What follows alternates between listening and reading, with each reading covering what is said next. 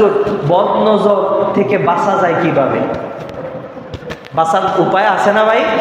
আল্লাহ রসুল সাল্লাল্লাহু আলাইহি ওয়াসাল্লাম বলছেন, তুমি প্রতিদিন 5 ওয়াক্ত ফরজ নামাজ পড়ার পরে, কয় ওয়াক্ত ফরজ নামাজ পড়ার পরে তুমি আয়াতুল কুরসি পড়ো, তোমার জিম্মাদার স্বয়ং আল্লাহ হয়ে যাবে। সুবহানাল্লাহ।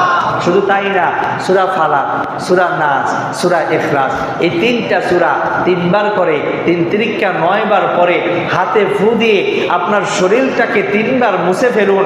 এভাবে যদি আপনি প্রতিদিন সকালে ফজরের পরে, প্রতিদিন সন্ধ্যায় মাগরিবের পরে এবং রাতের বেলা বিছানায় যখন আপনি ঘুমাইতে যাইবেন, ওই সময় যদি এই আমলটা এই 3 সময় করতে পারেন, তাহলে দুনিয়ার যত বড় বদনজরওয়ালা থাকুক না কেন, ওই বদনজর আপনাকে কোনো ক্ষতি করতে পারবে না।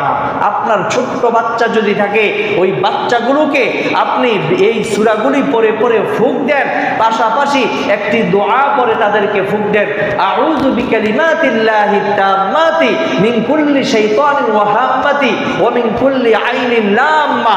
এই দোয়াটা পড়ে 7 বার পরে বাচ্চাকে আপনি ফু দেন, আপনার বাচ্চার প্রতি কোনো বদ নজর লাগবে না, গ্যারান্টেড। আল্লাহর রাসূল যেহেতু বলেছে, তাহলে অবশ্যই অবশ্যই এটাই হচ্ছে সবচেয়ে বড় বদনজর থেকে বাঁচার হাতিয়ার। এর বিকল্প আর কোনো কিছু হতে পারে না। ঠিক না বেটি?